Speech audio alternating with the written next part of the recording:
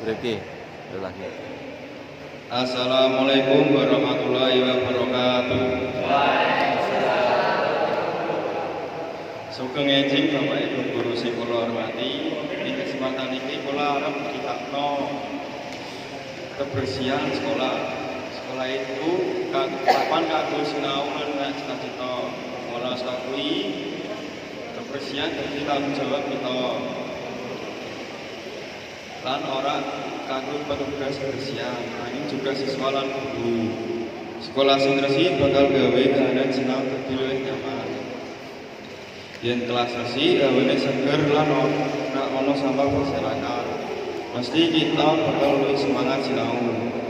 Yen sekolah reket kelas ono sampah lan WC ora resik biasa dadine penyakit lan gawe kita ora betah ing sekolah. Mula saka kuwi sedaya biasane buang sampah ing panggonipun lan dadine bikin kelas kanthi disiplin.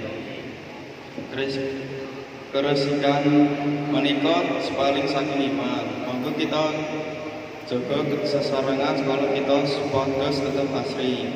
Tangkap semantun atur kula nyawang ngapunten menawi ana sing salah. Wassalamualaikum warahmatullahi wabarakatuh.